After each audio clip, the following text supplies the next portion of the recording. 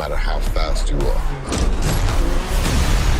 I am not to be compared to you. No one outruns. F9 opens on a racetrack in 1989, right before what will become the defining incident in the life of glowering hero Dominic Toretto, Vin Diesel, the death of his father, who's one of the drivers competing in a fiery crash.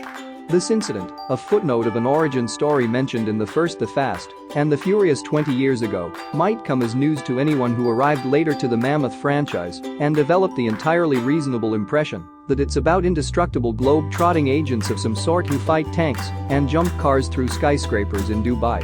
The last one, The Fate of the Furious, ended with the characters facing down a nuclear submarine on ice plains in the Barents Sea.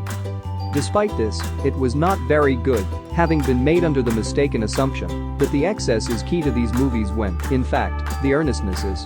To watch director Justin Lin, who returned for F9 and the two subsequent films that will close the series out, win things back to the start, is to feel blessed relief that this improbably good gearhead daddy issues opera may very well stick its landing.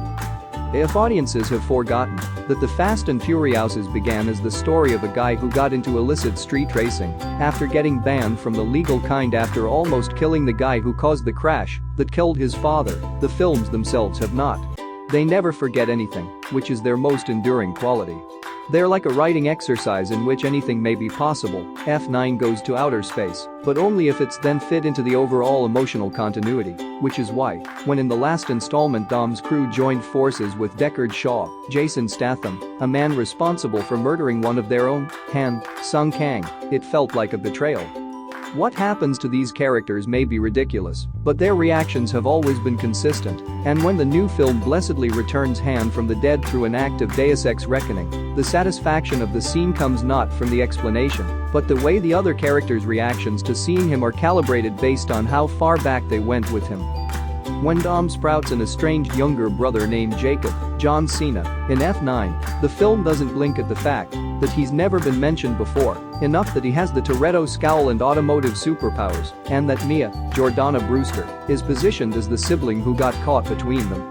Jacob is a spy, which is the word the series has settled on for the international antics it's now committed to, and he's working with Otto, Thorstad Rasmussen, a dictator's brat, to retrieve a MacGuffin of mass destruction.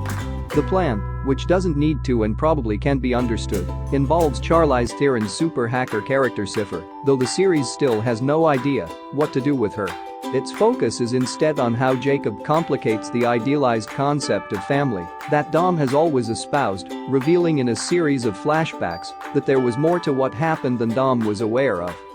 Diesel is not a great actor, but he's got certain qualities that, in the right context, are just as good, like the inexorable gravity of a neutron star and the ability to project a whole range of emotions through a glare that doesn't ever really change.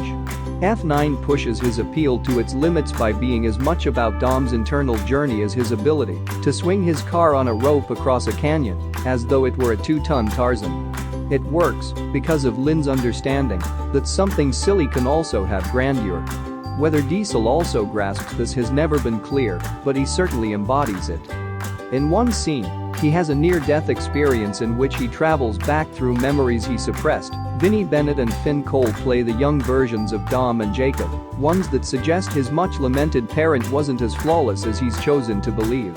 Then he seems to witness something he couldn't have seen in person, because what are the rules of time and space to Dominic Toretto?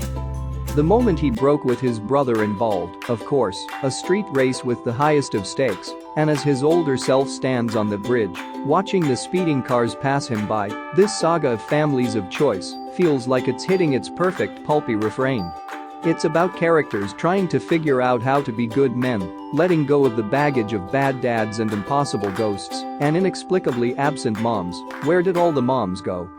The answer, in the series, is that inevitably one becomes better by committing to and taking care of others. That expansive but demanding idea of family endures. And in F9, that emotional substance gives the accompanying ridiculousness a bit of strange grace. When the forever bickering Roman, Therese Gibson, and Tej, Chris Ludacris Bridges, find themselves in a Pontiac Fiero that's been strapped to a rocket and pointed toward orbit, the characters themselves talk about how absurd what's happening is.